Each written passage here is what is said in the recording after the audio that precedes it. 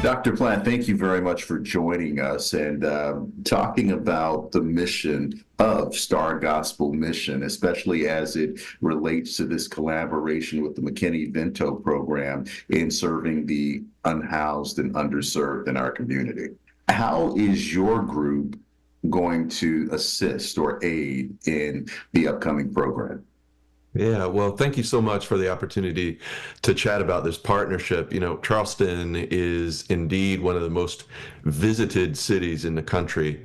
And beneath that charm is a growing crisis of housing instability, especially among children and families with children. And that's why this partnership between Star Gospel Mission and the McKinney-Vento program is both timely and essential. And it's really the purpose is to support students and families who are identified under the McKinney-Vento Homelessness Assistance Act to ensure that they have access to regular and adequate housing. And so Star Gospel Mission intends to provide transitional housing, resources, and stabilization supports for families who are experiencing homelessness in Charleston County. How difficult is it for families to come to someone to get help with this problem? Yeah, that's a great question. One of the things that we have come to know is that the largest population that is experiencing homelessness are children under 5. And so our community needs assessment found that. And so the fact remains that emergency shelter for families is severely limited. Our partners do a great job of doing that, but even with such a great partnership, other agencies and organizations can only provide 25 beds for women and children. And supporting and partnering organizations around the city of Charleston have reported that they are receiving 200 calls per month from women and children who are being evicted or sleeping in cars or in storage units or in unsafe spaces. And so Star Gospel Mission is stepping into this gap by dedicating apartments and wraparound services for these vulnerable families who are facing some of the most difficult times of their lives. And we're so thrilled to be able to partner with the good folks at McKinney-Vento who are on the front lines of meeting the needs of students who are experiencing or facing homelessness. I think sometimes people have the perception that they can identify people who are homeless just by looking at them. Is it that easy? Does homelessness have a tail? One of the things that I'm really thrilled about is that educators in our school district are trained to see some of the more subtle impacts of homelessness and how children who are facing homelessness experience that. But it is very difficult, especially for families, because in addition to the challenge of just facing homelessness from day to day for a mother who is caring for her children, there's also the threat of losing her children because her housing is unstable.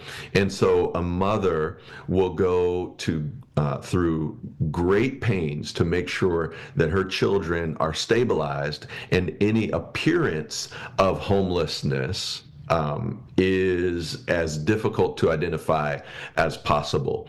And so I think the compassionate approach of our school district to make sure that families who are experiencing homelessness receive the support they need is exactly what is needed in our community today.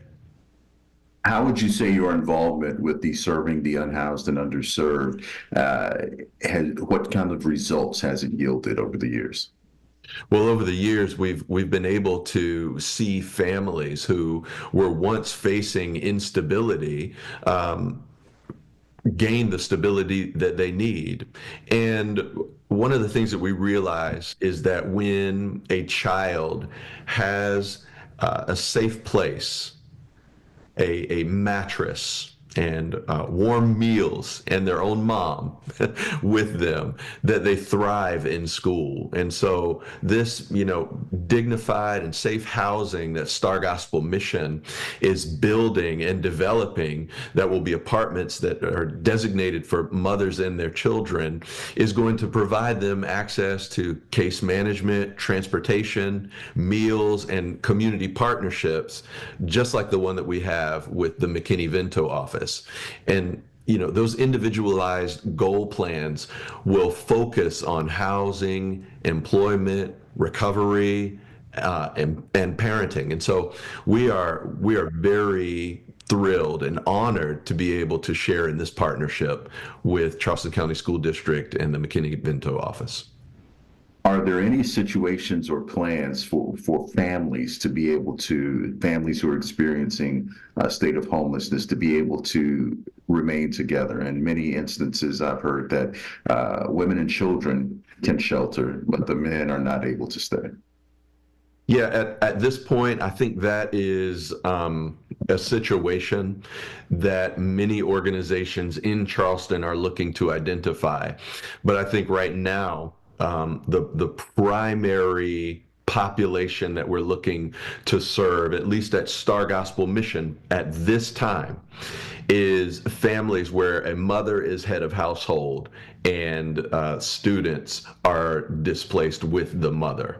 At Star Gospel Mission, the call to address this issue really came from a meeting with our mayor and mayors of the other municipalities around Charleston, where it was mentioned by Charleston County School District that at the time there was over 400 students in Charleston County School District who were experiencing homelessness. That number has grown to above 600. And so now Star Gospel Mission is looking to create stabilized housing for at least 3 to 5 families in our pilot phase, and create a reproducible model so that we can continue to expand and meet the needs of these families who are facing crisis, facing some of the most difficult moments of their life. Families who show up to this event, what will they get right there on the spot?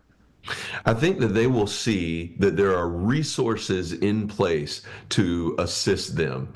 Very often, if a person experiences homelessness for the first time, it's very unsettling. They do not know where to find the resources to help stabilize their family. And what I'm really thrilled about is that this event will feature different agencies and organizations and different resources that can help these families get back on their feet again and remain together and change generations in the future. Reverend Dr. Marion Platt, thank you so much for the work you're doing over at Star Gospel Mission and for taking some time to talk with us about it. Of course, it's always great